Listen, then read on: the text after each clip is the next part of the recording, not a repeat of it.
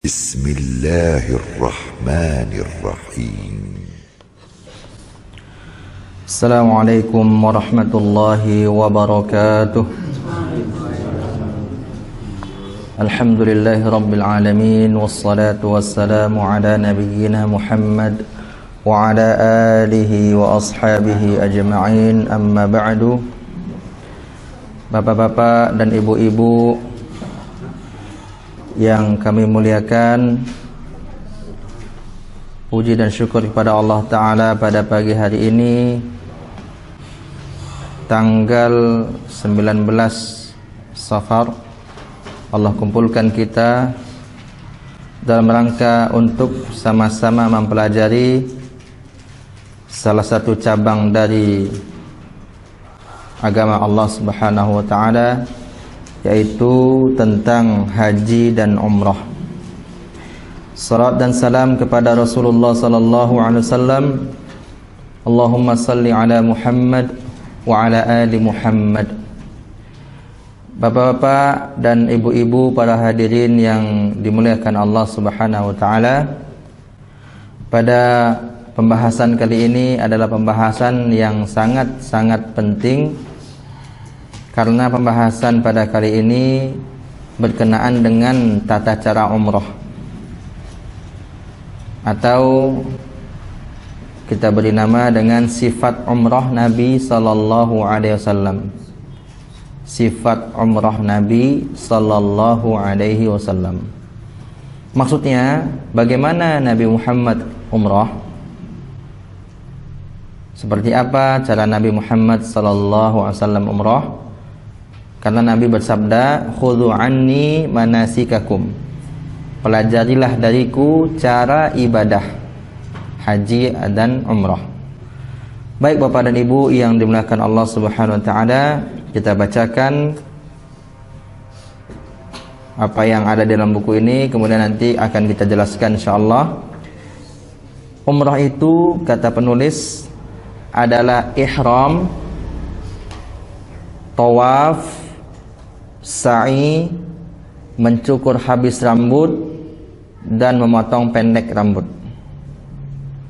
Jadi ini yang umrah: ihram, tawaf, sa'i, mencukur habis rambut, atau yang dinamakan dengan halqa.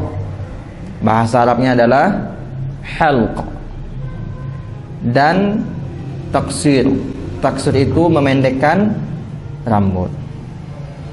Beda ya Bapak Ibu antara mencukur habis dengan memendekkan. Mencukur habis maksudnya botak, gundul. Memendekkan tidak botak, tidak gundul, dipendekkan. Dengan syarat adalah memotongnya dengan cara pendek rata. Bukan di depan pendek, belakang tidak, tapi pendek rata. Sekarang kita bahas satu persatu. Apa itu ihram, apa itu tawaf, apa itu sa'i, apa itu halqa, dan apa itu taksir. Ihram adalah niat untuk memasuki ibadah. Niat untuk memasuki ibadah haji atau umrah. Itu namanya ihram. Sambil menggunakan pakaian ihram. Sambil menggunakan pakaian ihram. Kalau ada orang menggunakan pakaian ihram tapi dia nggak pakai niat, maka ini bukan ihram namanya. Gitu ya. Kalau ada orang berniat ihram tapi tidak pakai ihram, maka dia berdosa. Ya kan? Karena wajib memakai pakaian ihram. Tapi bukan berarti umrahnya tidak sah. Apabila ada seseorang tidak punya pakaian ihram sama sekali, kemudian dia sampai di miqat, sampai di mana? Di miqat, dalam keadaan pakaian biasa, dan dia berniat untuk ibadah umrah misalnya, pakaiannya masih pakaian biasa, nggak ada sama sekali, betul-betul nggak ada. Sudah cari ke sana nggak ada, pinjam uang ke orang nggak bisa, kemudian minta uang ke orang apalagi, pinjam punya orang nggak bisa, orang yang jualan juga tidak ada, benar-benar tidak memungkinkan dia memakai pakaian ihram, maka dia ma'zur, dimaafkan. Tapi rasanya zaman sekarang nggak ada orang seperti itu. Rasanya zaman sekarang tidak mungkin orang seperti itu. Nggak mungkin rasanya kalau kita nggak punya pakaian ihram, kita minjem uang ke orang atau minta, nggak mungkin nggak dikasih rasanya. Kecuali ada orang terbiasa, sengaja menggunakan pakaian biasa, maka dia berdosa. Dan sunnahnya bagi yang akan ihram itu, Bapak Ibu, ketika sampai di miqat, sunnahnya adalah mandi wajib. Mandi apa? Mandi wajib. Mandi wajib itu, Bapak Ibu, hukumnya ada dua. Ada yang hukumnya wajib, namanya kan mandi wajib ya, atau mandi besar. Ada yang hukumnya wajib, ada yang hukumnya sunnah. Di antara mandi wajib yang hukumnya wajib, contohnya bagi wanita yang sudah suci dari haidnya, wajib ya. Bagi wanita yang sudah suci dari nifasnya, bagi orang yang sudah junub, bagi orang yang masuk Islam, wajib ini mandi. Ada mandi wajib hukumnya sunnah, namanya mandi wajib. Namanya mandi wajib, tapi hukumnya sunnah. Apa contohnya? Mandi wajib pada hari Jumat. Ini pendapat mayoritas para ulama. Kebanyakan ulama mengatakan mandi wajib pada hari Jumat hukumnya sunnah. Termasuk mandi wajib saat kita akan niat ihram, ketika kita misalnya di miqat. Tapi biasanya Bapak Ibu, jamaah umroh tidak diizinkan mandi di miqat. Kenapa demikian? Banyak alasannya. Yang pertama, karena kita orang asing, tidak tahu daerah. Ini maksudnya bagi bapak dan ibu yang baru sekali-kali ke Mekah atau Madinah ya. Yang kedua, karena banyak jamaah kita yang biasanya usianya sudah lanjut, sedangkan di sana ramai. Kemudian yang ketiga alasannya juga karena kita berangkat siang, jam 2 biasanya berangkat dari hotel di Madinah menuju Makkah. Maka biasanya disarankan oleh pembimbing mandi wajibnya, ya kan, kalau ingin dapat sunnahnya, mandi wajibnya di hotel saja. Ingin pakaian ihram langsung juga di hotel. Pakaian ihramnya di mana? Di hotel. Karena jarak antara hotel ke miqat di Madinah tidak sampai 1 jam, 30 sampai 40 menit. 30 menit kira-kira. Sudah sampai nanti di miqat, apa yang kita lakukan? Kalau kita ingin buru-buru, tidak usah turun dari bis, gitu ya. Kalau kita ingin turun dari bis, silakan turun, kemudian berwudu, salat sunnah wudu di sana. Salat sunnah wudu. Tidak ada yang namanya salat sunnah ihram, tidak ada. Sebagaimana keyakinan banyak orang. Memang benar Nabi dahulu salat di miqat, tapi karena itu bertepatan dengan waktu zuhur, dan Nabi salatnya 2 rakaat. Kenapa 2 rakaat? Karena Nabi sedang safar dari Madinah ingin pergi ke Makkah kan, singgah di miqat. Itu kan sudah mulai safar itu. Makanya Nabi ringkas menjadi 2, 4 menjadi 2 dikosor. Bukan berarti ada sholat khusus ketika ihram, tidak ada. Kalau ingin sholat di miqat, maka sholatnya dengan niat sunnah wudhu. Ya silakan Pak. Dan miqat ko, ini akan kita jelaskan. Miqat itu adalah tempat berniat. Ini sudah kita bahas ya pada pertemuan-pertemuan yang lalu. Makanya kajian kitab ini kan bersambung. Tapi Bapak tanya, kita jawab. Miqat itu adalah tempat kita berniat. Miqat itu ada dua. Ada nama miqat tempat, ada nama miqat waktu. Yang sekarang kita maksud adalah miqat tempat. Tempat di mana kita disyariatkan untuk mulai berniat. Apa ya? Bukan perbatasan. Tempat yang sudah ditetapkan oleh syariat Islam di mana waktu beribadah. Kalau waktu beribadah haji atau umrah, di situ niatnya. Di situ mulai nih pasang niat. Sekarang misalnya Bapak ingin pergi umrah, singgah di Madinah misalnya, maka pasang niat untuk umrah nggak boleh di sini. Mesti pasang niat ketika sampai nanti di miqat. Kalaulah pasang niat apa Ibu, tidak boleh melakukan pelanggaran-pelanggaran yang kemarin sudah kita sampaikan. Di antaranya potong kuku, ya kan? Potong kumis, semua rambut gak boleh dipotong. Pakai parfum tidak boleh. Kalau sudah mulai berihram namanya. Ihram itu niat untuk ibadah haji atau umrah. Di mana tempatnya? Di miqat. Bagi yang datang dari Madinah, miqatnya di Dzulhulaifah namanya. Atau nama orang kini Bi'ru Adi. Insyaallah nanti akan sampai mungkin ke situ penjelasan gitu. Jadi mandi Bapak Ibu ya. Mandi. Kalau tidak memungkinkan di miqat karena ngantri nanti. Antri gitu wiko. Maka kita mandinya di hotel. Kemudian pakai parfum.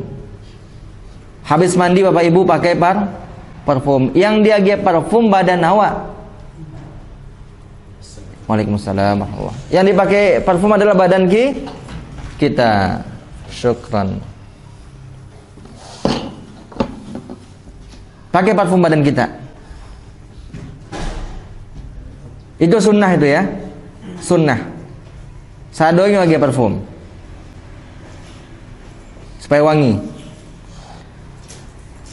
Sebagaimana Nabi Muhammad SAW memakai parfum kepada di rambutnya, di jenggotnya. Kalau di sini mungkin aneh, pakai parfum di jenggot. Kalau di Arab Saudi biasa itu, pakai parfum, dia itu kan ke jenggotnya. Mungkin itulah sebabnya jenggot orang situ bagus-bagus.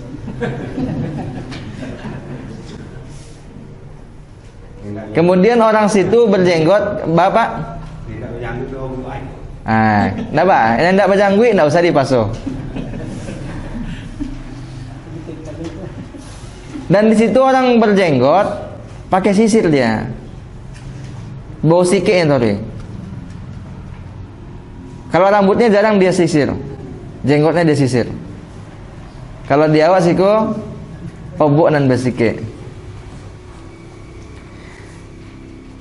Jadi sebagaimana Nabi Muhammad SAW disebutkan dari hadis Aisyah, kata Aisyah radhiyallahu anha, Nabi kalau ingin ihram, Nabi memakai parfum yang paling wangi.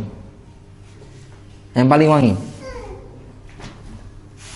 Jadi kalau berpiti ya Bapak Ibu, Bapak ya khususnya, mohon maaf Bapak, kok bersoki ya Pak, banyak rasoki rasanya, tidak masalah kita beli parfum yang mahal, yang paling wangi.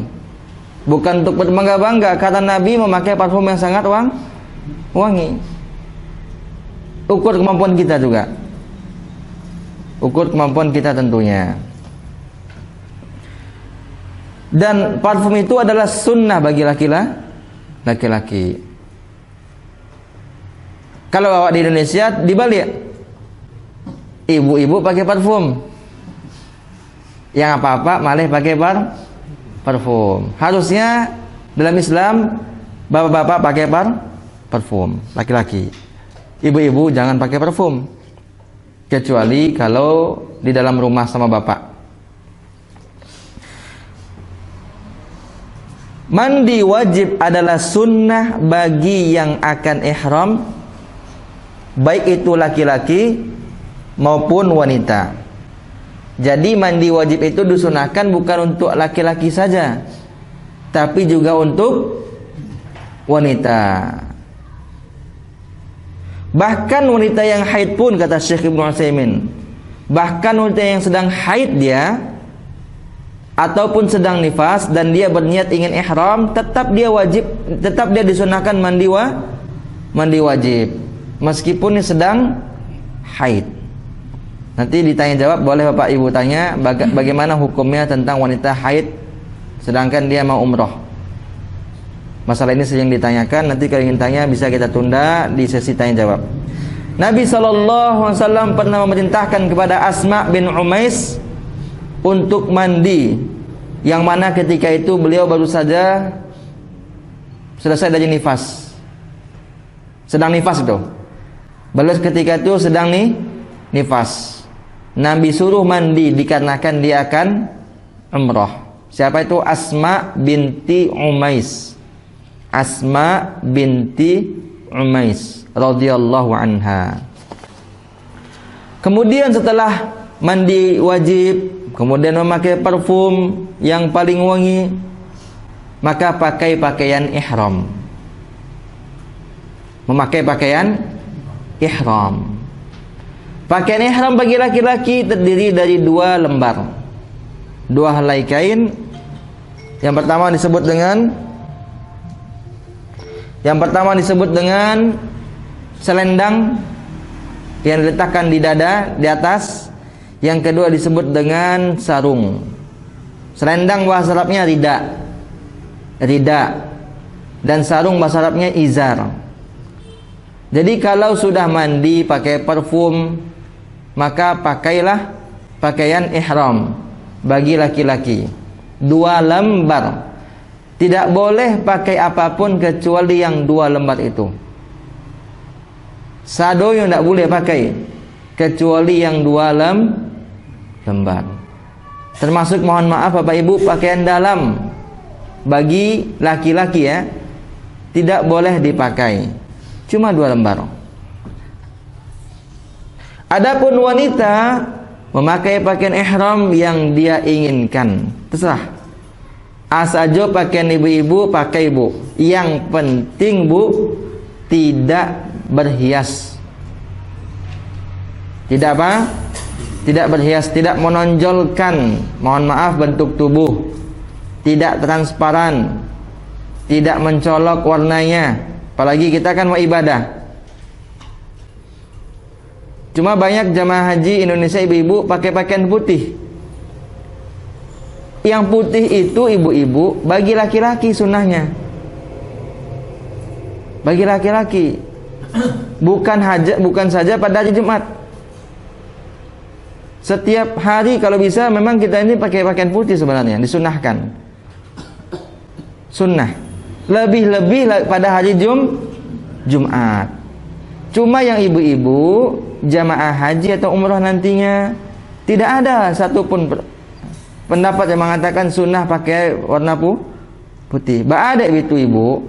Masalahnya kalau pakai pakaian warna putih, khawatir menampakkan bagian di dalam.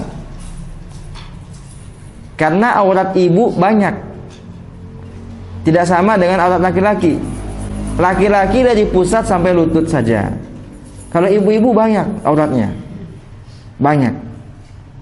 Menurut pendapat sebagian, kecuali wajah dan telapak tangan.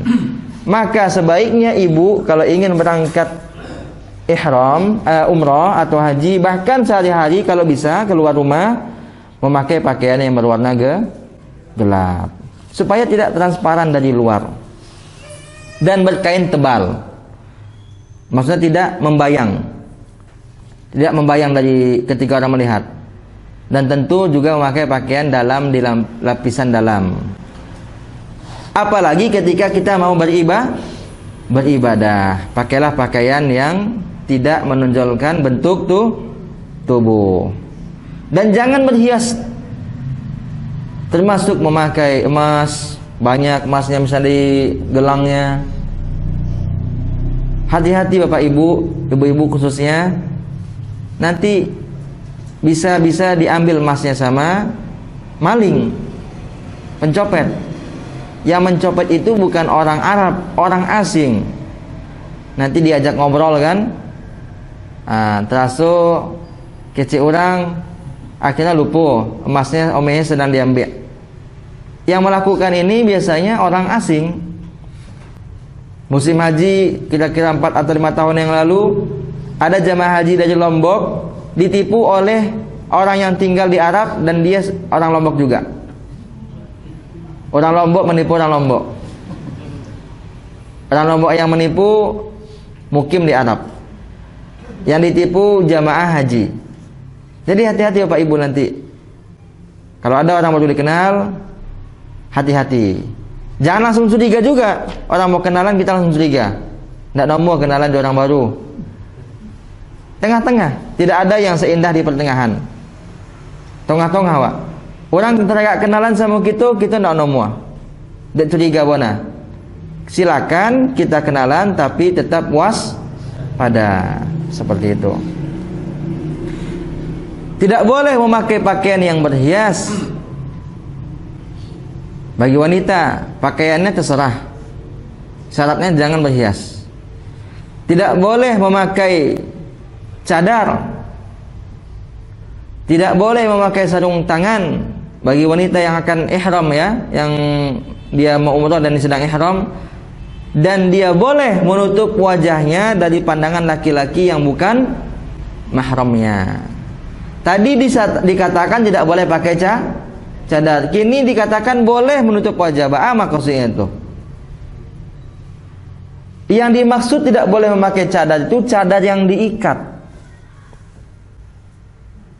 Penutup wajah yang diikat ke belakang, kelihatan ada lubangnya, itu namanya bahasa Arabnya niqab. Bahasa awaknya cadar. Itu ya tidak boleh dipakai. Tapi kalau nutup wajah pakai jilbab boleh. Ibu-ibu mungkin lebih tahu kan, lapisan jilbab itu 3 misalnya. Ambil lapisan yang paling terakhir, tutup ke wajah. Jika ibu terbiasa menutup wajah sehari-harinya. Kalau ibu-ibu tidak menutup wajah sehari-harinya, ya tidak usah tutup. Jika sehari-hari bercadar, kemudian ibu ingin ihram, tutup wajah ketika melewati laki-laki. Kalau perempuan semuanya misalnya, ya udah jangan tutup wajah. Gitu, supaya tidak salah paham. Bukan berarti tidak boleh menutup wajah ketika ihram. Yang enggak boleh itu pakai penutup wajah yang diikat ke belakang. Yang dinamakan dengan apa? Niqab. Bahasa kitanya cadar. Tapi ambil ujung jilbab, bagian lapisan paling belakang, tutup, arahkan ke depan, tutup wajah ini boleh. Seperti itu. Kemudian bagi yang tidak haid, ketika dia di miqat sampai di masjid miqat itu tempat dia berniat, dia sholat. Jika dia sampai di miqat bertepatan dengan waktu sholat. Jika tidak bertepatan waktu sholat, maka sholat sunnah wudu. Lah kita jualan tadi kan? Ya. Kalau sholat duha boleh. Boleh. Bisa 2 aja. Sholat sunnah apapun boleh. Mau sholat duha, sholat sunnah wudu, sholat sunnah tahiyatul masjid, boleh. Ya. Dan apabila telah selesai dari ihram, lah berniat nak, niatnya dalam hati, niatnya dalam hati. Apa niatnya ya terserah kita, tidak ada lafal khusus. Tidak ada lafaz khusus. Niat dalam hati. Jangan bapak-bapak dan ibu-ibu was-was. Kalau ndak dilafazkan diko terima ndak. Allah Maha mendengar, ingat itu. Hukum asalnya niat itu di dalam hati. Karena niat itu krojo hati, bukan krojo lisan. Ibadah itu kan ada 3. Ada ibadah lisan, ada ibadah hati, ada ibadah anggota tubuh. Ibadah hati itu keyakinan ya. Jadi niat itu termasuk ibadah hati. Maka jangan kita lafalkan, jangan kita lafazkan. Banyak orang yang ragu. Tidak usah ragu. Coba bapak-bapak, ibu-ibu lihat buku-buku fikih semua, buku-buku fikih ulama dahulu mereka mengatakan an-niyatu mahalluha al-qalbu. Niat itu tempatnya di hati. Walaupun awak niat salat zuhur, salat sunnah 2 rakaat di lisan awak, tapi hati awak sebenarnya ingin salat subuh, maka yang akan dipegang adalah niat hati, yaitu salat subuh. Jadi jangan ragu lagi kita. Setelah kita melafalkan niat, kemudian kita bertalbiyah. Ya, talbiyah. Apa itu talbiyahnya? Labbaika umratan. Aku memenuhi panggilanmu ya Allah untuk umrah. Labbaik Allahumma labbaik. Labbaik la syarika laka labbaik. Innal hamda wan ni'mata laka wal mulk la syarika lak. Bagi yang laki-laki bapak-bapak disunnahkan supaya qoreh membacanya, dikeraskan membacanya. Bagi ibu-ibu cukup ibu nandonga saja, jangan terdonga dia apa-apa. Bapak-bapak keraskan. Kadang terbalik, ibu-ibu yang semangat, bapak-bapak yang lesu. Jadi kita yang bapak-bapak ini Pak, kita semangat kita. Dari mulai Madinah, Zulhulaifah tadi tempat di mikot tadi, sampai tiba di depan Ka'bah, jangan lupa bertalbiyah. Sampai di depan, sampailah nampak Ka'bah baru berhenti talbiyah. Tentu perjalanan 5 jam itu kan capek. Nah, kalau kita capek tentu boleh tidur. Tapi kalau sudah ngantuk, talbiyah lagi. Sibukkan dengan talbiyah. Jangan sibukkan dengan yang lain. Sibukkan dengan talbiyah. Jangan sibukkan dengan misalnya handphone, baca buku yang lain. Bukan itu tempatnya. Itu silakan habis umrah, silakan. Tapi kalau kita mau umrah, sibukkan diri dengan talbiyah. Sampai kita lihat Ka'bah, baru berhenti. Labbaik Allahumma labbaik. Labbaik la syarika laka labbaik. Innal hamda wan ni'mata laka wal mulk la syarika lak. Itu talbiyah. Talbiyah itu artinya memenuhi panggilan. Memenuhi panggilan.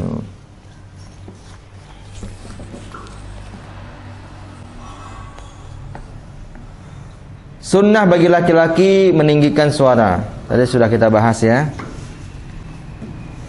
Karena meninggikan suara itu memperlihatkan, menampakkan syiar-syiar Allah. Ambo nak nomo meninggikan suara do, riak biko. Itu nak tompeknya tuh. Memang disunahkan tinggikan suara. Memang disunahkan meninggikan suara. Jadi jangan kita beralasan takut riak nanti.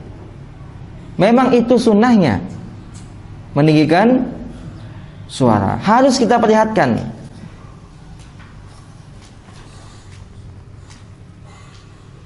Apalagi di dalam kalimat talbiyah itu ada pengingkaran terhadap penyembahan kepada selain Allah. Labbaik Allahumma labbaik. Kami penuhi panggilanmu ya Allah. Labbaik la syarika laka labbaik. Kami penuhi dan engkau dan tidak ada sekutu bagimu ya Allah. Itu kan melawan kesyirikan namanya kau. Awak seakan-akan menantang kesyirikan, melawan. dan meninggikan kalimat tauhid. Maka dikeraskan bacanya, Bapak-bapak. Kalau ibu-ibu tentu dikecilkan. Sama ibu dengan salat, Bu. Saat lupa imam, ayah ibu lakukan, ingatkan tak pakai tepukan tangan. Tepuk punggung tangan. Bapak baru baca subhanallah. Ini menandakan dalam ibadah pun suara wanita mesti dijaga. Dalam ibadah saja mesti dijaga. Apalagi di luar ibadah, kecuali sangat-sangat perlu. Masih ada laki-laki, masih bisa kita menepuk tangan, tepuk tangan. Kecuali tidak ada tangan. Imam lupa, apa-apa lupa di muka. Baru boleh ketika itu kita mengeluarkan suara yang ibu-ibu ya.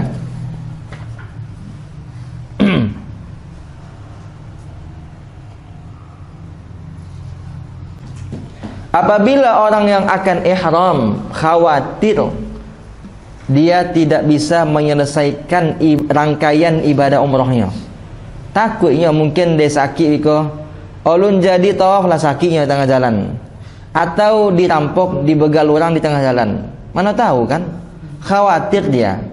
Kalau ada rasa khawatir, maka dia ucapkan sebuah doa, menggantungkan niat namanya. Niat itu yang gantungkan dengan sebuah doa. Kalau dia khawatir, kalau dia nggak khawatir nggak usah.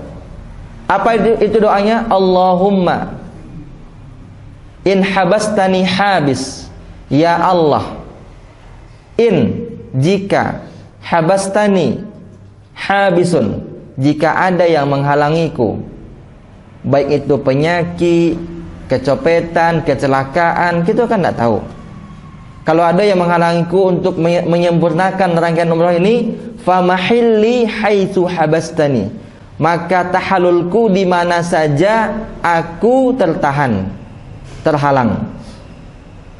Jadi kalau ada orang yang khawatir mengucapkan doa ini kan, tiba-tiba naudzubillah kecelakaan ringan, tidak jadi dia melanjutkan ibadah umrah, dia sudah kecelakaan, mesti dirawat walaupun dia ringan kecelakaannya, maka ia tidak perlu menyempurnakan ibadah umrah lain. Sudah dinamakan dengan tahallul namanya. Tahallul itu artinya sudah selesai dia dari umrah. Tengoklah indahnya Islam itu Bapak Ibu memudahkan kita, tidak memberatkan kita, tidak menyulitkan kita. Sakitnya kan, kecelakaan, dirawatnya, ingin baca doa tadi, maka ya disebut orang yang lah umrahnya. Katanya membaca doa tadi. Tapi kalau dia tidak baca misalnya, maka dia mesti menyempurnakan umrah dia. Habis dia sehat, sempurnakan umrahnya. Sampai mana tadi ibadahnya. Lah siap tawaf kecelakaannya. Mana tahunya kapoi ke tempat sa'i terjatuhnya kan? Dibawa ke rumah sakit. Lah siap sehatnya, lanjutkan sa'inya dan tahallul. Tawafnya tadi olah sa'i lain. Nah, ada itu. Dan dia masih disebut dengan orang yang ihram, walaupun seminggunya terbaring di rumah sakit, tapi masih disebut dengan orang yang sedang ihram. Maka dia tidak boleh selama seminggu itu pakai parfum, kalau dia tidak mengucapkan doa tadi. Silakan Tok. Hanya untuk umrah saja. Umrah dan haji. Ya, umrah dan haji. Baik, kita lanjutkan.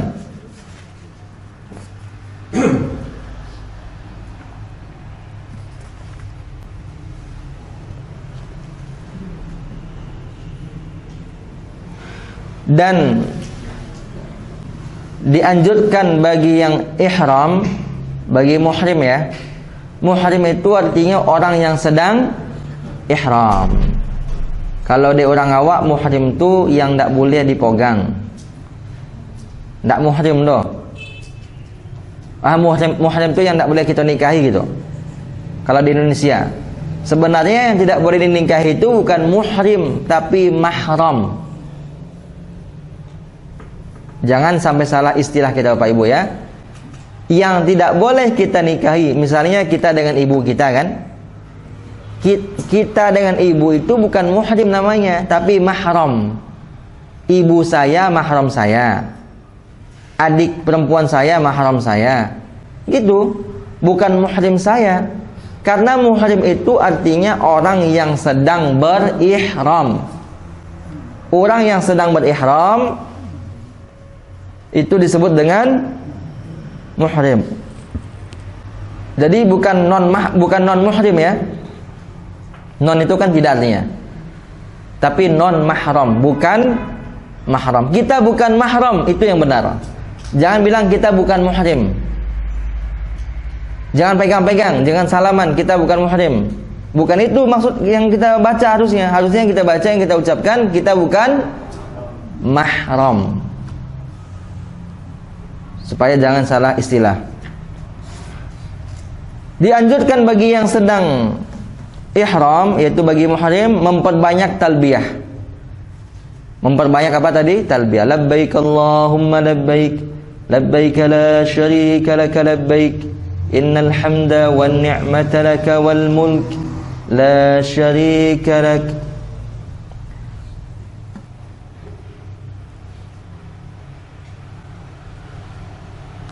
Dibaca baik siang maupun malam, baik jalan itu menanjak maupun menurun, baca terus. Kecuali lah capek sekali, karena memang Bapak Ibu, manusia itu semuanya sifatnya itu suka bosan. Ya. Manusia itu suka bosan beribadah.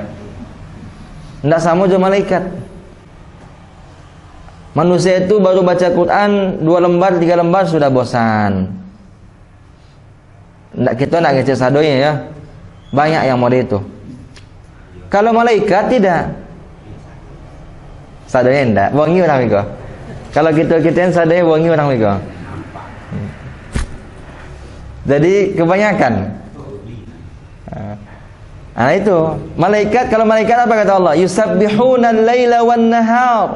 Malaikat itu yusabbihuna al-laila wan nahar. Mereka bertasbih kepada Allah malam dan siang terus. La yafturun, tidak pernah bosan. Awak enggak? Salat tarawih panjang baca imam seketik. Lah batuk-batuk di belakang. Tiba saja musim batuk. Biasanya tidak ada batuk. Jadi manusia itu suka bosan sifatnya. Maka bosan kita itu dalam ibadah harus kita obati. Mungkin 100% hilang sulit mungkin, karena kita ini manusia. Tapi harus kita obati. Jangan suka bosan dalam beribadah. Makanya orang yang sedang lemah semangat disebut dengan futur. Futur itu bosan artinya. Lemah semangat jadinya. Supaya kita tidak lemah semangat dalam beribadah, sering-seringlah berkumpul dengan orang-orang yang soleh. Sering-sering berkumpul, datang ke majelis ilmu, datang ke tempat kajian, datang, tengok orang-orang rajin mengaji. Nak balik, semangat awak balik. Tapi kalau kita sibukkan dengan dunia, ke masjid cuma sekedar salat jamaah, datang kajian tidak pernah, baca buku malas, dengar kajian di TV tidak juga, maka kita akan mudah nanti lemah semangat. Banyak orang yang dahulunya dia istiqomah, tiba-tiba dia kembali ke dunianya, merokok balik ya, bertato balik ya. Dululah tobatnya, karena dia futur. Dulu yang sudah berjilbab, dia buka lagi jilbabnya. Bahkan sudah bercadar, dia buka lagi. Bukan cuma cadar dia buka, jilbab dia buka. Hati-hati dari penyakit futur. Futur itu lemah semangat, suka bosan. Obatnya adalah dengan apa obatnya? Rajin datang ke majelis ilmu.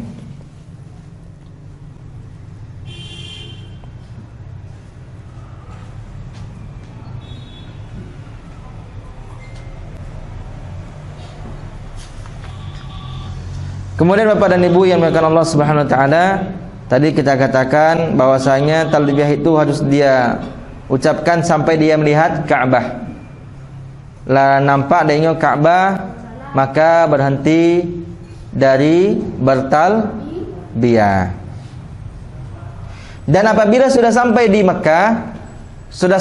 Makkah, disunahkan lagi mandi. Cako di Zulhulaifah di miqat mandi nak. Nah sekarang sudah sampai di Mekah, mandi lagi, disunahkan.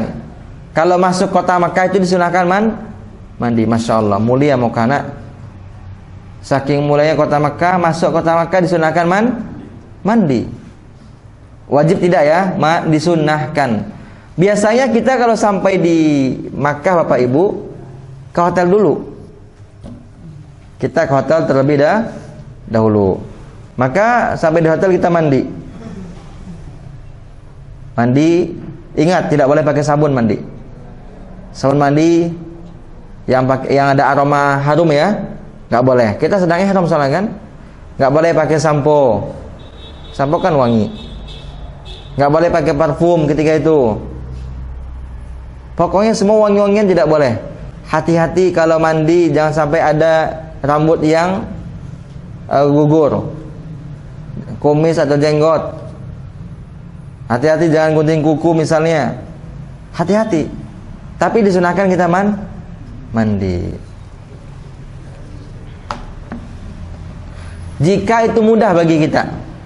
Kalau tidak bisa rasanya tidak masalah. Jangan dipaso. Tidak masalah itu.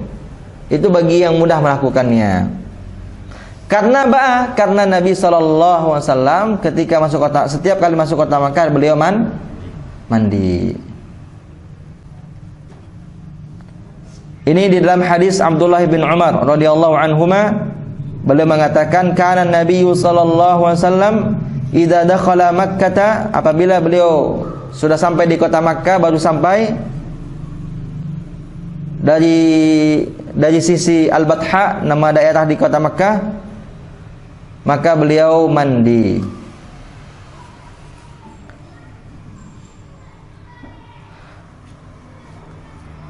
Apabila seorang ingin masuk Masjidil Haram, maka langkahkan kaki kanan terlebih dahulu ketika masuk sambil mengucapkan doa masuk masjid. Bismillahi wassalatu wassalamu ala Rasulillah. Allahumma iftah li abwaaba rahmatik waghfir li dzunubi. Itu sebenarnya bukan di Masjidil Haram saja ya. Di sini pun setiap masoji, rancak masojinya, buruk, godang, ketek, di kampung, di kota, longang maksudnya, rami maksudnya. Pokoknya setiap namanya masjid, maka kalau kita masuk kaki kanan dahulu, baca doanya. Jangan sampai tidak hafal oleh Pak. Anak-anak kita di TK, cucu-cucu kita sudah hafal. Kita mesti menghafalnya. Saya menyarankan kepada Bapak dan Ibu punya target setiap hari menghafal zikir dan doa. Hafal pendek-pendek aja dulu, yang setiap hari kita lakukan. Doa bangun tidur, kalau belum hafal ya. Kalau belum hafal, doa mau tidur. Kemudian doa mau makan dan minum, habis makan dan minum. Masuk ke toilet, keluar dari toilet, masuk masjid, keluar dari masjid, masuk rumah, keluar dari rumah, naik kendaraan. Tiap hari satu doa. Harus diangsur-angsur, jangan ditumpuk semua doa langsung kita hafal sekaligus. Anda mau tuh. Boleh kitalah tua Pak ya. Dah mau. Apalagi sudah 40 ke atas. Ya kan? Makanya setiap hari diangsur, dikredit setiap harinya. Jadi baca doa ketika kita masuk ke dalam Masjidil Haram, langkahkan kaki kanan dulu, masuk dalam keadaan penuh dengan ketundukan, khusyuk ya maksudnya ya. Jangan menyombong di situ. Jangan masuk dalam keadaan sombong. Ambok si koko dek pitiambo banyak go. Kita datang ke sana karena Allah sudah mudahkan kita. Sudah Allah mudahkan. Alhamdulillah. Banyak orang punya piti banyak, tidak Allah mudahkan. Ada orang, ini fakta ya, sebuah kisah nyata, ditawarkan oleh anaknya pergi umroh, kata bapaknya, mantahnya saya lah. Itu dunia tuh. Padahal dia belum pernah umroh. Bapak itu belum pernah umroh. Jadi dia lebih mau uang daripada pahala. Rugi tidak umroh. Kita kok dapat tiap bulan umroh. Iya betul enggak, Pak? Ya kan? Rugi. Apalagi tinggal di Madinah, Bapak Ibu. Tenang hati itu, tenang. Ya wana loma. Cobalah nanti Bapak Ibu kalau sudah yang belum pernah ya, dan yang sudah pernah pasti tahu itu. Kalau seandainya meninggalkan Madinah itu pasti sedih. Memang Madinah dengan Makkah kalau dibanding pahala, banyak pahala di Makkah. Karena sholat di situ 100.000. Di Madinah sholatnya di Masjid Nabawi 10.000 ya, 1.000 pahala. Cuma dari sisi ketenangan, hidupnya tenang, tidak, kehidupan situ tenang, tidak bising. Itu di kota Madinah.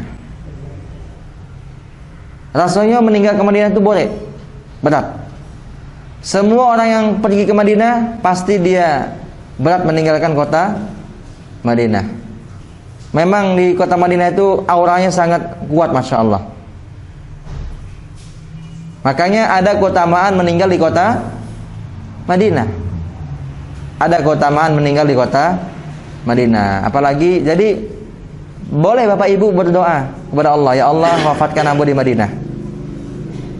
Ketika saya ceramah masalah ini, ketika saya bimbing kemarin saya atur bulan Januari tanggal 18 Januari 2018, kami sampai hari Rabu malam kan.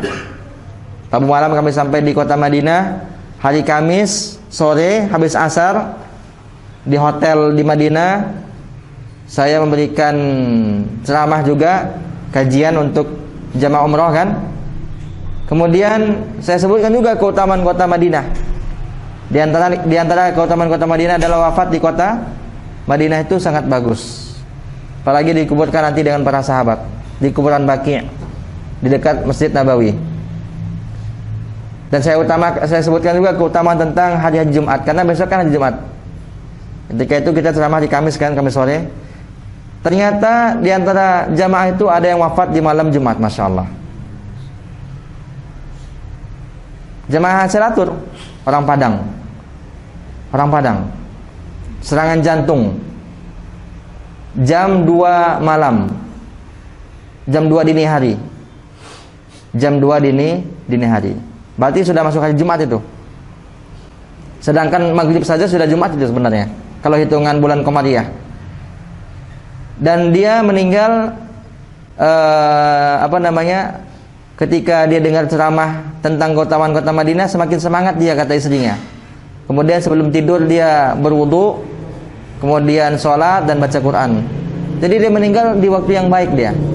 Dia meninggal setelah dia sholat, entah sholat malam mungkin, atau sholat witir, atau sholat apa kita tidak tahu. Kemudian dia baca Quran dan dia wafat ketika itu, serangan jantung.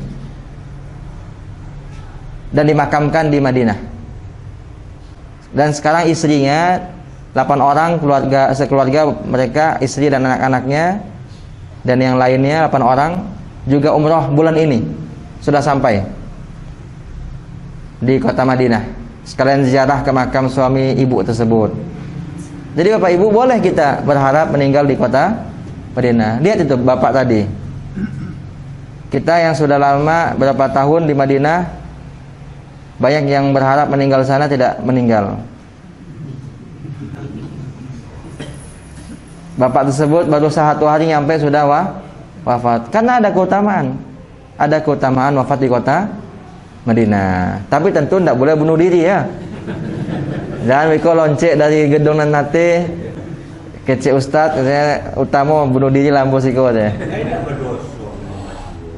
Apa ya?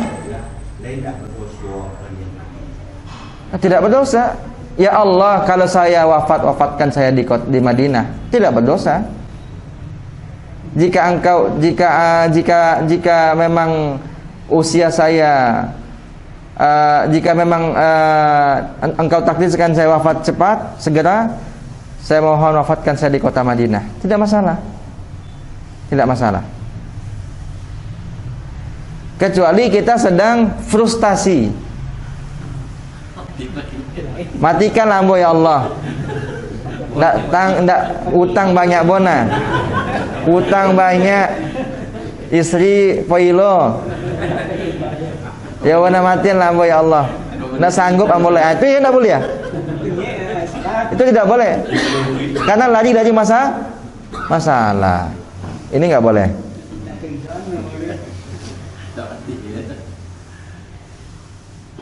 Kemudian Bapak dan Ibu yang dimuliakan Allah Subhanahu wa taala, ketika sampai di depan Ka'bah, ingat-ingat nikmat Allah. Ingat-ingat nikmat Allah. Karena jarang orang yang bisa ke situ kan. Saya setiap kali datang ke Masjidil Haram selalu ingat, selalu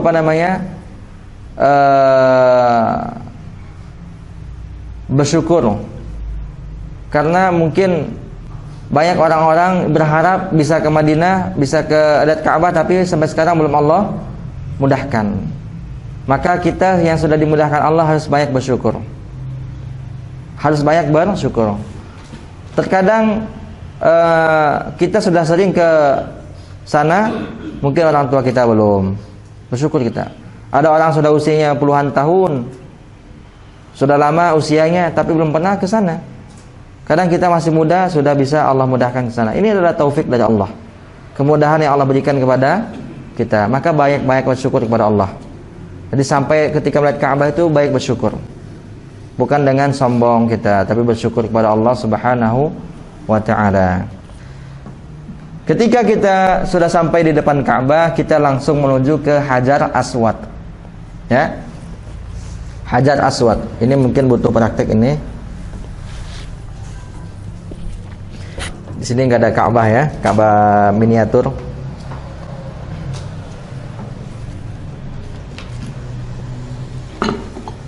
Jadi Bapak Ibu, kita setelah sampai di depan Ka'bah, saya anggap meja kecil ini Ka'bah ya. Meja kecil ini Ka'bah. Kemudian ini namanya Hijr Ismail di sini. Hijr. Ada yang mengatakan Hijr, ada yang mengatakan Hijr Ismail. Tapi di sini Hijr. Bagian dari Ka'bah. Makanya nggak boleh masuk ke sini. Seperti setengah lingkaran ya. Setengah lingkaran. Jadi nggak boleh masuk ke dalam setengah lingkaran itu. Harus di luarnya. Di sini Hijr, di sini makam. Anggap ini kamera ini anggap makam Ibrahim.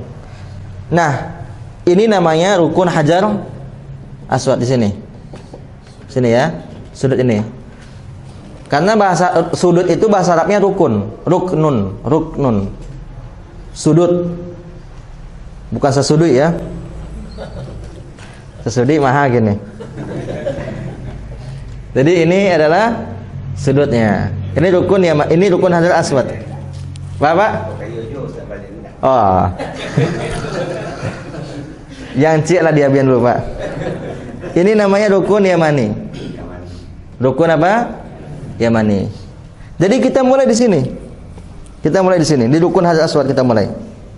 Tadi kan disebut langsung menuju rukun Hajar Aswad. Jadi kita mulai di sini. Mulai tawaf di sini. Bukan di sini.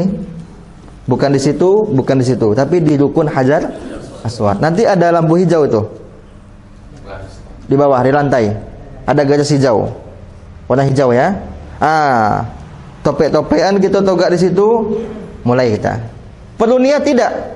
Tadi kan sudah niat. Satu paket semua kan umroh itu. Tidak perlu niat lagi. Saya niat tawaf ya Allah, tidak. Tidak perlu lagi berniat seperti itu, langsung tawaf. Berarti Ka'bah di sebelah kiri, ya kan? Kemudian disunahkan bagi laki-laki jalan cepat. Bukan lari-lari kecil ya, jalan cepat. Jalan tapi copek. Jalannya tapi copek. Jadi sebelah kiri, ya kan? Hati-hati di sini ada Hijr Ismail, jangan masuk ke situ. Di luar itu. Kemudian ketika tawaf ya. Ketika kita tawaf. Sudah selesai boleh. Sudah selesai boleh. Kemudian 3 kali ya. Putaran pertama, kedua dan ketiga disunahkan jalan cepat. Disunahkan jalan cepat. Kemudian Bapak dan Ibu yang dimuliakan Allah Subhanahu wa taala, ketika kita sudah sampai di rukun Yamani sini, ini kan tadi Hajar Aswad kan? Nah, sini rukun Yamani. Maka kita disunnahkan membaca doa Rabbana dari mulai siko sampai ke siko.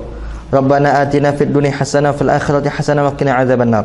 Dibaca terus sampai tiba siko baru selesai. Adapun di sini tidak ada zikir dan doa khusus. Terserah kita. Terserah kita. Zikir apapun boleh, doa apapun boleh, baca Quran boleh, yang penting sibukkan dengan ibadah.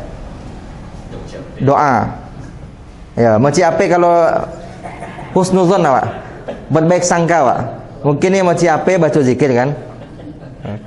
Tapi kalau macam apa gini, tu ya lah masalah wana tu.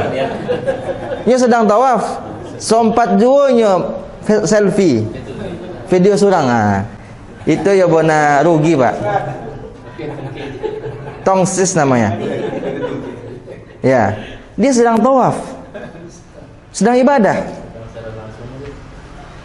masa begitu kan?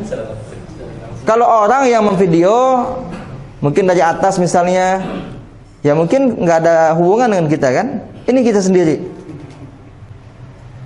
Hati-hati Pak, jangan rusak ibadah kita dikarenakan itu. Enggak. Bagi kita sebenarnya kita sampai di Mekah itu enggak mesti orang tahu. Karena orang zaman kini seketik ibadahnya pengen orang tahu sedunia. Seketik ibadahnya beribadah yang ingin orang sedunia tahu. Enggak usah. Ulama zaman dahulu ibadah itu disembunyikan. Awak kini dinampan-nampan ke orang. Dinampan-nampan ke orang. Kecuali di harau awak. Mereka di harau jadi juga lah kan. Ikutlah di depan Ka'bah sedang tawaf. Seperti ini kita selfie. Jadi hati-hati jangan sampai rusak ibadah kita. Jadi silakan baca Quran apapun silakan.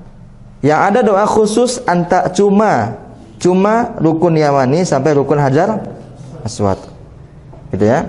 Tadi saya lupa sampaikan, sebelum kita mulai tawaf, kita ucapkan bismillahi Allahu akbar. Ya, tangan kita melambai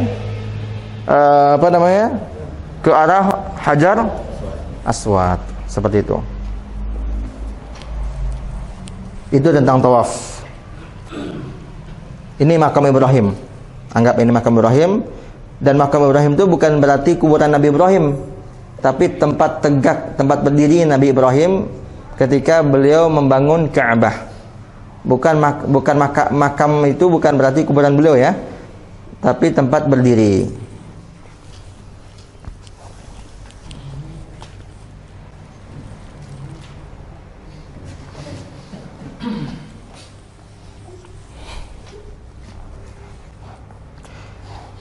Kemudian di rukun Hajar Aswad tadi, kalau bisa disentuh, diusap Hajar Aswad, diusap pakai tangan kanan dan cium. Disunahkan mengusap Hajar Aswad dan menciumnya. Disunahkan mengusap Hajar Aswad dan menciumnya. Sunnah itu ya, Bapak Ibu. Jangan ditinggalkan itu, sunnah itu.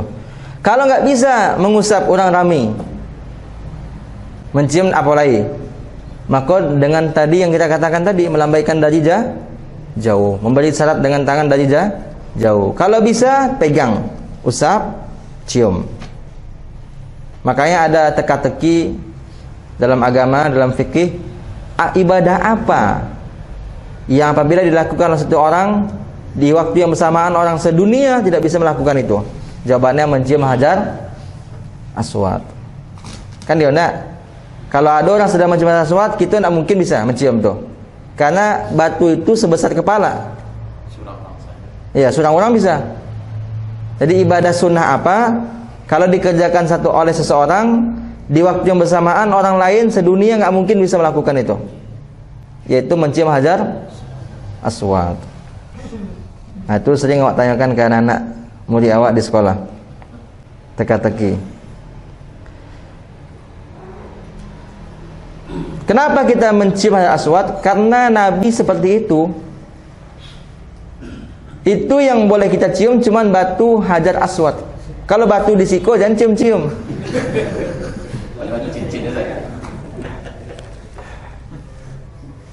Beko lain kecil orang gawa. Ya kan? Apa kata Umar bin Khattab ketika Umar bin Khattab mencium hajar aswad? Inni la a'lamu annaka hajar. Sungguh saya tahu engkau itu cuma batu. La yanfa' wa la yadur. Tidak bisa memberikan manfaat juga tidak bisa memberikan bahaya. Enggak bisa. Walaula anni ra'aitu Rasulullah sallallahu alaihi wasallam yuqabbiluk, seandainya saya tidak pernah melihat Nabi menciummu, ma qabbaltuk, saya tidak akan menciummu. Tapi kenapa Umar bin Khattab mencium hajar aswad? Karena dia pernah melihat Nabi mencium hajar aswad. Seperti itu.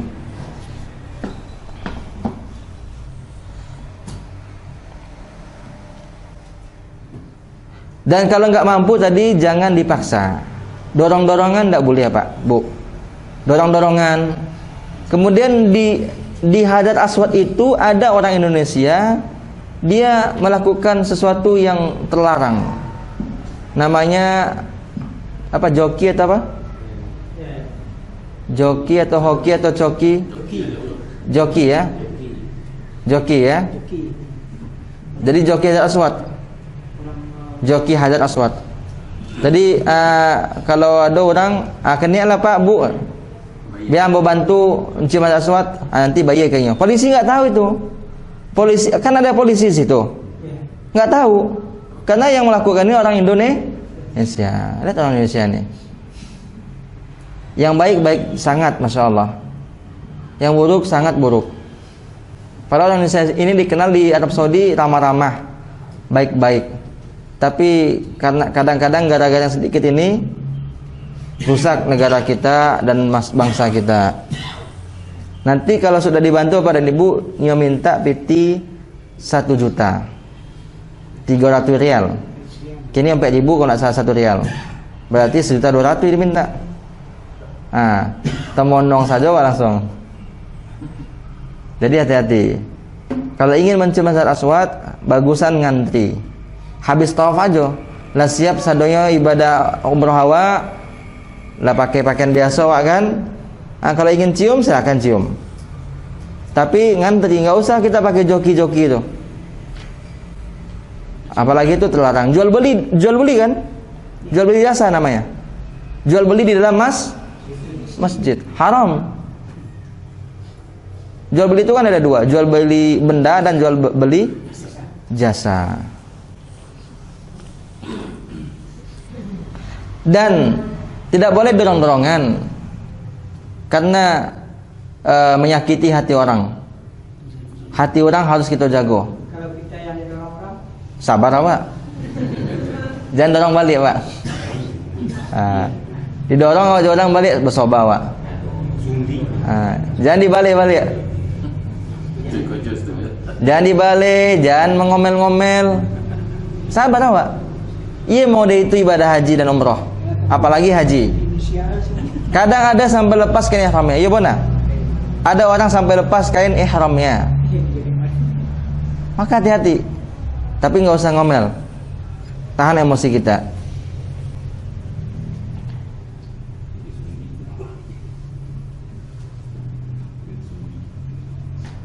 Yang kita usap itu adalah hajar aswad dan rukun yamani. Jadi Hajar Aswad sunnahnya diusap, ya kan? Diusap dan dicium. Yang di siku tadi. Kalau rukun yamani yang di siku sunnahnya hanya diusap. Kalau tidak bisa mengusap, tidak usah kita meriko dari jauh. Beda kalau di Hajar Aswad. Beda dengan di Hajar Aswad. Kalau tidak bisa kita usap, ya kan? Isyarat dengan tangan kanan. Apa? Tangan tidak dicium. Tangan tidak dicium. Sebagian orang mencium tangan dia. Salah itu. Sebagian orang habis dia lambaikan, dia cium tangan, salah itu. Enggak. Ada ustaz yang nyuruh gitu. Lambaikan tangan. Wah, gitu juga bunyi kan. Tidak. Tidak. Bunyi lagi. Tidak ada seperti itu ya. Bisa bilang yang di hidup bisa cukup.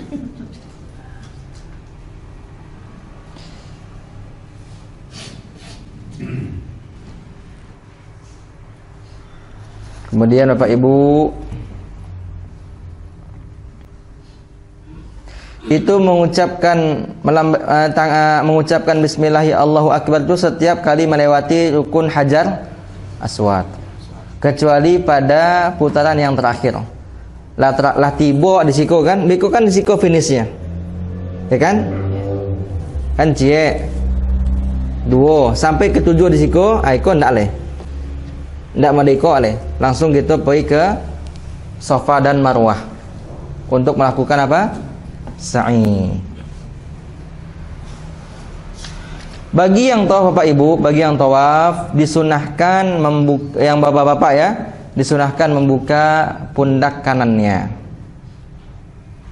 Pundak kanan bukan pundak kiri ya. Disunahkan tadi. Apa ya? Disunahkan. Itu namanya iltiba'. Iltiba' ya, pakai dhad, disunahkan itu cuma ketika tawaf, ketika sa'i tidak. Kalau sa'i tidak.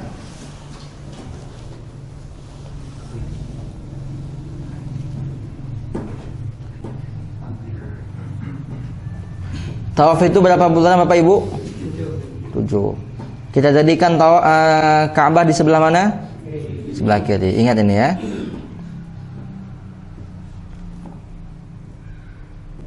Setelah kita selesai tawaf, kita menuju makam Ibrahim.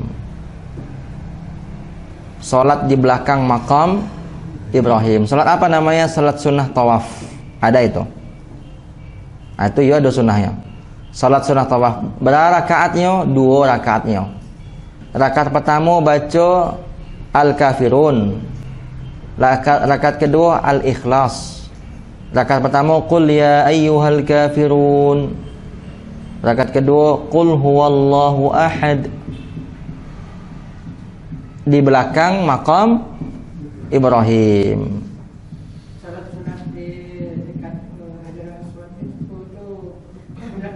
Tidak. Yang sunnah itu di belakang makam Ibrahim.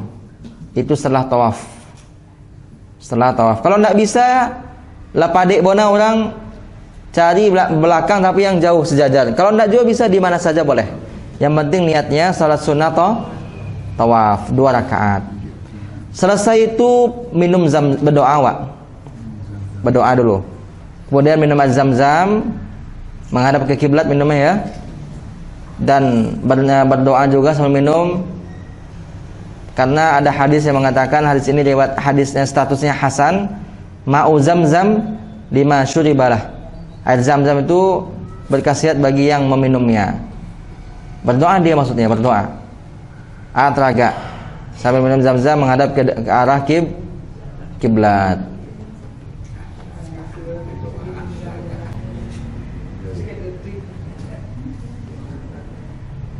Setelah dia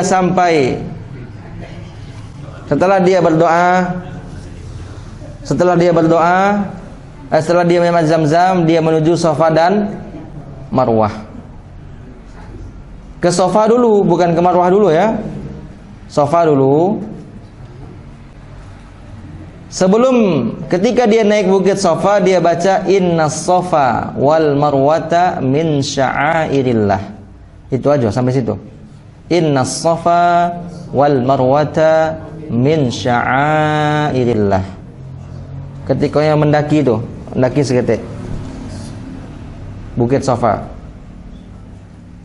di dalam lingkungan Masjidil Haram juga, dalam masjid, bukan keluar kita, tidak, di dalam masjid juga. Masjid itu kan sangat luas, bisa menampung kira-kira 6 juta orang atau 5 juta orang.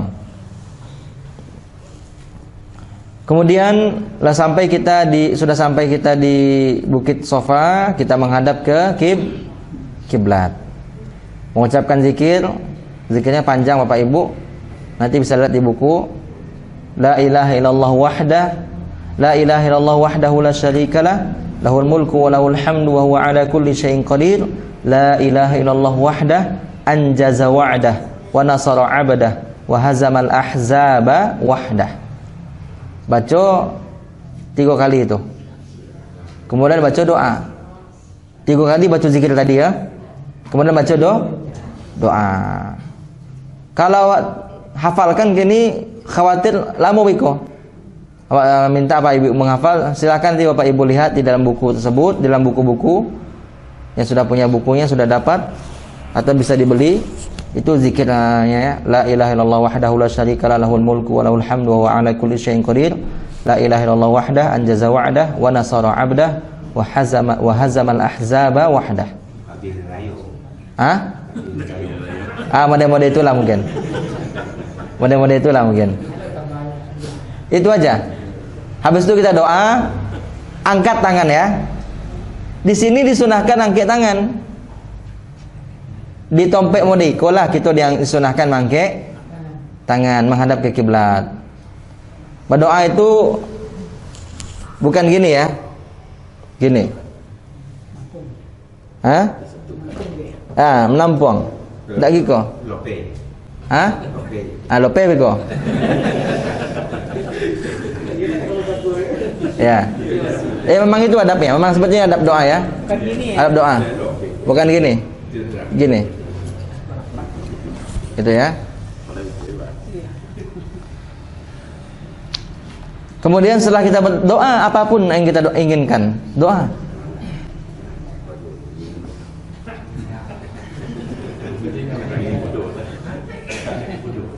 Silakan doa apapun yang kita inginkan. Lah siapa kita doa turun awalnya.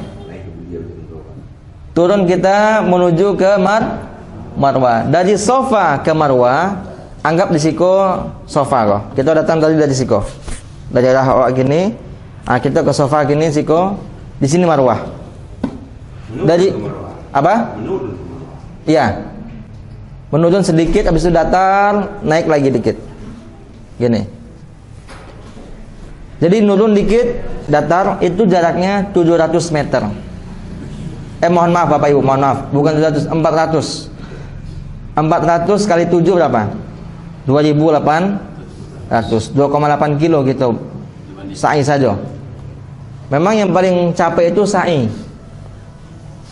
Paling capek itu sa'i.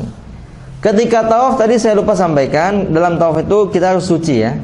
Tidak boleh, mohon maaf, buang angin. Kalau buang angin, berdua sempurnakan. Bukan. Apa ya? Kalau bilang boleh, boleh. Kalau bilang mana yang lebih afdol, harus kita bedakan tuh ya. Kalau bilang boleh, boleh. Kalau boleh, boleh. Tapi yang lebih afdol dilepas.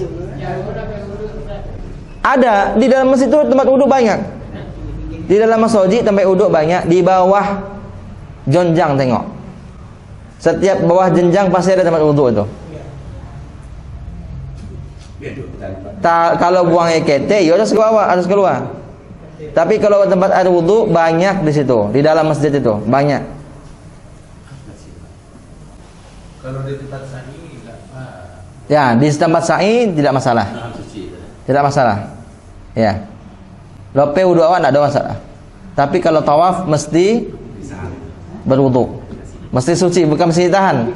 Mesti suci. Gitu.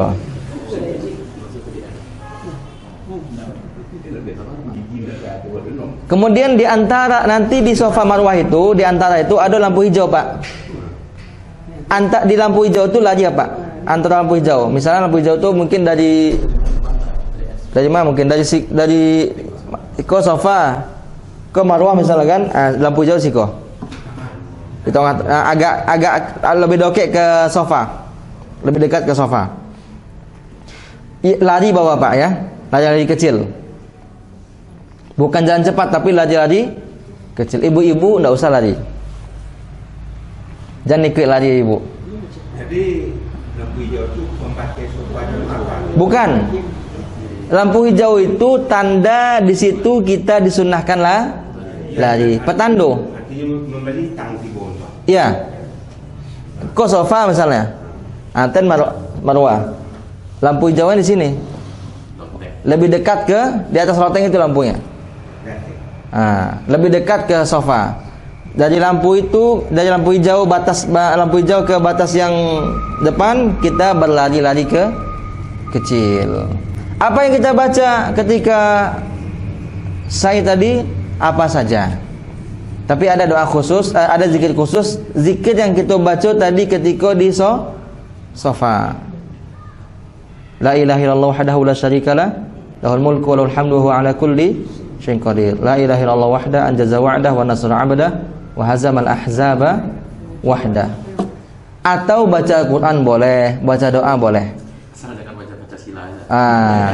Yang penting sebutkan juga dengan zikir. Kalau baca petan bisa. Boleh. Boleh. Itulah indahnya Islam. Doa boleh nengok. Sepanjangnya doa boleh nengok. Itulah indahnya Islam. Islam itu tidak memberatkan tapi meringankan kita.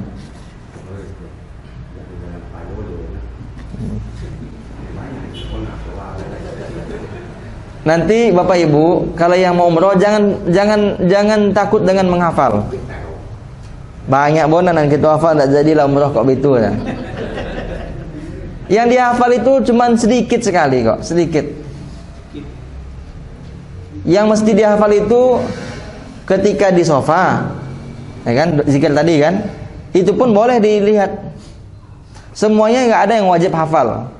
Wajib hafal nggak ada tuh. Kalau nggak hafal lihat. Tapi kalau bisa dari sekarang kan diangsur. Bapak dan ibu kapan umroh? Misalnya November, dari sekarang diangsur. Desember, dari sekarang diangsur. Jadi jangan tidak diangsur. Doa-doa apa saja yang perlu kita baca nanti hafal, supaya buku kok tidak kita tengok tori. Walaupun boleh kita melihat ke dalam buku seperti itu. Karena kan beda.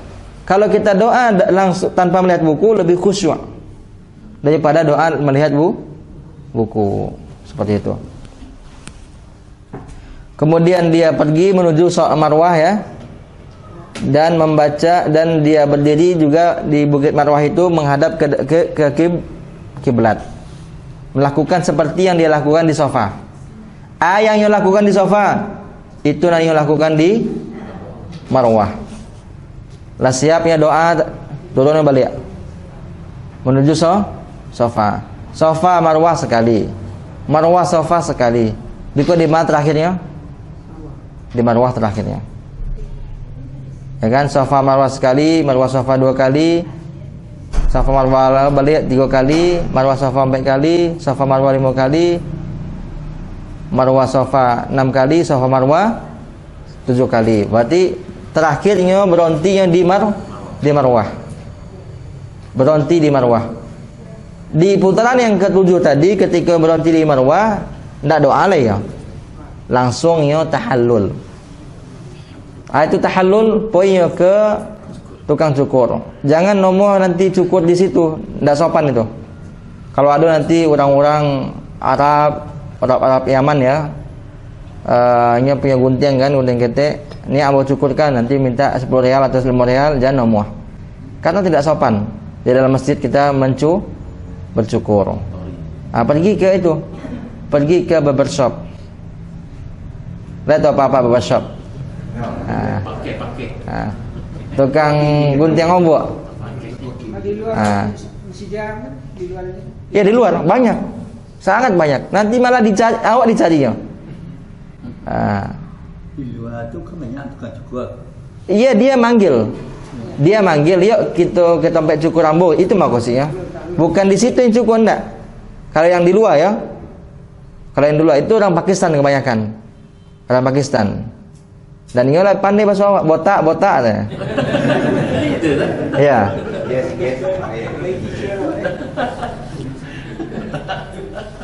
Jadi dan disarankan Bapak Ibu, Bapak-bapak ya mohon maaf Bapak-bapak, kalau tahallul itu habis rambutnya. Habis, iwan nabi, tidak sisu. Botak, gundul, licin. Apalagi anak Bapak kan? Habiskan rambutnya. Kalau memang nggak suka rambutnya habis, minimal pendekkan tapi rata. Ukuran 2 sadonya. Kan tukang pakai itu kan ada ukuran tuh. Ukuran 2, ukuran 3. Jangan sampai di sini potong, depan tidak. Ini nggak boleh. Tidak cukup itu. Tidak mencukupi ya. Harus merata, pendek rata. Lah dengan ikolah selesai ibadah umroh. Sebentar kan? Tiba di Mekah misalnya jam 10 malam. Jam 1 paling lambat lah selesai umroh. Rangkaian ibadah itu lah selesai. Jam 10 malam tiba di Mekah. Dari Madinah misalnya kan. Dari Madinah misal berangkat jam 5. Jam 5 sore kan. Tiba nanti di Mekah jam 10 malam. 10 malam mulai tawaf, sa'i, tahallul. Kalau capek bisa selesai jam 2 boleh. 2 jam. Kok lambat jam 1. Siap tuh bebas soalnya pakai baju biasa. Kita pakai baju biasa. Ibu-ibu bagaimana? Ibu-ibu cara menggunting rambutnya, kumpulkan semua ujung rambut, gunting seukuran 1 ruas jari kelingking. 1 ruas dari kelingking. Berapa senti kok? 2 senti nak? 2 senti. Lebih ya Pak? 2 senti. Pokoknya seketik aja. Jangan kan botak pendek saja tidak boleh ibu-ibu. Pendek saja tidak boleh. Ini mungkin Bapak Ibu bisa kita buka pertanyaan. Cukup 2 saja. Karena mohon maaf, aku lah terlambat awak ko. Awak ada jadwal kajian di Bukit Tinggi gini, di Baso. Jadi jam setengah 11 kini. Kalau terlalu banyak nanti takut tidak kekejar. Silakan Bapak Ibu kalau ada pertanyaan 1 atau 2. Silakan Pak. Kalau tadi kita kan mikronya dari kata tadi kan mikronya bisa. Kan kalau kita suara. Ya. Andai misalnya kita berangkat dari sini. Ada. Ya. Mikotnya di atas pesawat. Di atas pesawat sejajar dengan yalam-lam namanya. Nanti akan dikasih tahu oleh pilot dan pramugara atau pramugari nanti. Dikasih tahu. Jadi sejajar dengan yalam-lam namanya. Kalau di Madinah kan Zulhulaifah. Kalau langsung ke Mekah nggak singgah di Madinah berarti namanya yalam-lam. Iya. Jadi sebelum naik pesawat usahakan sudah pakai ihram. Berarti sejak di Bandara Soekarno-Hatta misalnya atau di Bandara BIM misalnya, kita sudah memakai pakaian ihram. Nah, ketika kita sudah sejajar pesawatnya dengan yalam-lam, baru kita berihram langsung. Berihram artinya berniat. Hah? Enggak. Kalau dibuka pakaian dalam pun termasuk ketika akan naik pesawat. Khawatir kalau Bapak tunda, di toilet pesawat itu kan sempit. Khawatir susah atau orang ngantri nanti kan. Jadi paling bagus Bapak-bapak Paling bagus Bapak-bapak kalau seandainya mikotnya di atas pesawat nanti berniatnya, maka pakaian dalam itu jangan dipakai lagi. Karena nanti kalau di atas pesawat susah membukanya. Gitu. Di bandara mulai pakaian ihram, nggak ada yang terpakai yang melekat di tubuh kita kecuali cuma 2 lembar. Gitu Pak ya. Wallahu a'lam. Atau dulu sebentar dulu, atau belakang dulu. Itu Kami mendengarkan pengajian Ustaz. Katanya lebih baik membantu fakir miskin atau orang miskin daripada umrah katanya. Oh, Mana yang banyak pahalanya itu? Telegraf itu Pak nomor ada Pak. Ketika itu saya menjawab seleksi keduanya. Nah, baik. Kalau itu umrah sunnah, kalau itu umrah sunnah ya, artinya belum umrah kedua, umrah ketiga, umrah keempat, dan ada tetangga kita sebelah kiri kita, sebelah kanan kita, depan belakang kita ya, yang membutuhkan, sangat membutuhkan, nggak ada yang bantu dia, maka itu yang paling baik, membantu mereka yang paling baik. Tapi kalau itu umrah wajib, umrah pertama kali, maka umrah ibadah kita dahulu kita kedepankan daripada membantu orang. Wallahu a'lam. Ya Bang Tua. Ambo bertanya tentang pada doa. Doa itu kan banyak dah. Iya. Tapi awak latih yang bisa mendoa apa doa. Iya, iya. Kalau juga suruh Indonesia aja mendoakan. Boleh. Boleh. Bahasa Minang pun boleh. Bahasa Mudia pun boleh. Padang-padang. Asalkan berdoa. Asalkan berdoa. Tapi nama Allah jangan diubah. Ar-Rahman, Ar-Rahman jangan diubah-ubah. Jangan arti baca Tuhan. Dah. Kalau bisa berdoa itu jangan pakai kata Tuhan, pakai kata Rabbi atau Rabbana atau Allahumma atau ya Allah, ya Allah, ya Rabbi. Jangan pakai Tuhanku, enggak usah, diganti itu. Diganti dengan ya Rabbi. Ya Rabbi, banyaklah rezeki kami dan diberkahilah rezeki kami. Jadikan anak-anak kami anak-anak yang saleh ya Rabbi. Boleh seperti itu. Gitu ya. Apanya? Tidak artinya dibaca tidak namanya dibaca. Ya, dibaca namanya ya Rabbi. Gitu. Jangan kita dengan menggunakan Tuhan ya.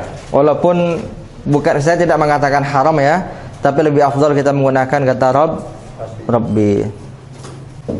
Itu ya. Ya, Abu Muhammad. Kalau kan tadi kalau mengucapkan labbaik Allahumma labbaik kan siar kan dikeraskan. Ya.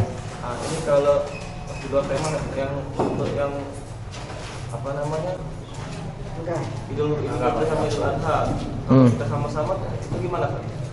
Takbiran. Takbiran enggak, takbiran itu Bapak Ibu, takbiran ada yang bertanya tentang hukum takbiran. Takbiran itu dikiraskan benar. Allahu Akbar, Allahu Akbar, Allahu Akbar. La ilaha illallah, Allahu Akbar. Allahu Akbar walillahil hamd. Memang dikeraskan itu. Cuma caranya bukan bersama-sama. Baca cek orang yang lain dan mengikuti, bukan itu caranya. Caranya adalah baca secara bersama tapi bukan bersama-sama baca. Bedakan tuh. Iya. Benar. Jadi kalau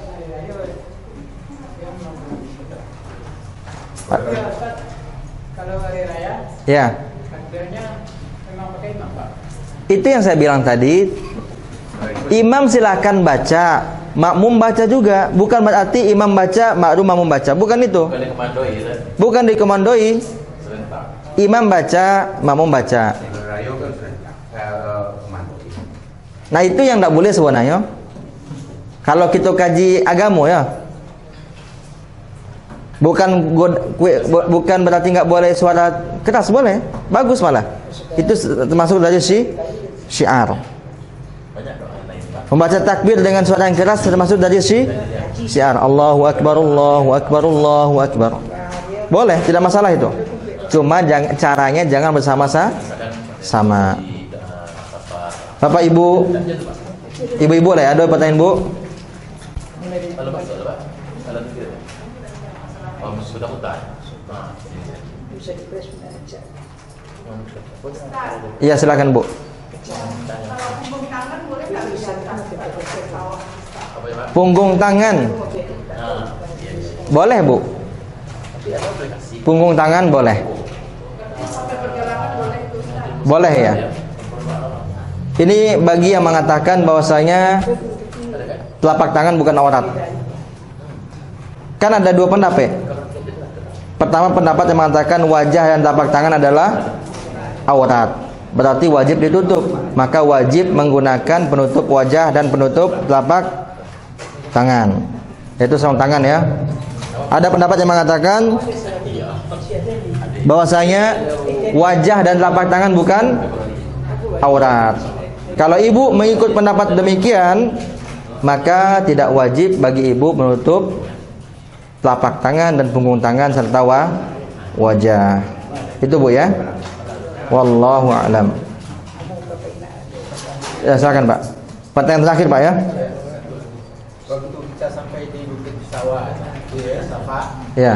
Safa Marwah, Safa. Kita angkat tangan juga. Tidak. Sampai di Bukit Safa dan Marwah tidak ada mengangkat tangan kecuali untuk berdoa. Angkat tangan memang, tapi untuk berdoa saja. Bukan angkat tangan seperti ini. Tidak. Melambaikan tidak. Doa saja. Bapak Ibu, saya cukupkan sampai di sini. Mohon maaf kita tidak bisa makan bersama dengan Bapak dan Ibu. Oh, ada pertanyaan dari kertas.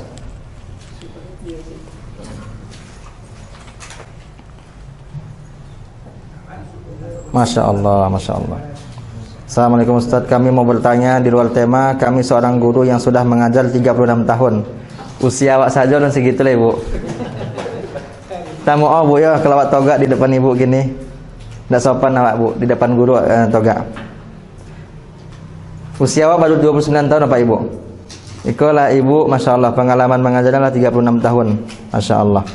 Selama mengajar sudah banyak waktu mengajar yang telah kami korupsi, sengaja atau tidak sengaja. Yang kami tanyakan bagaimana cara bertobat untuk hal di atas. Terima kasih jawabannya.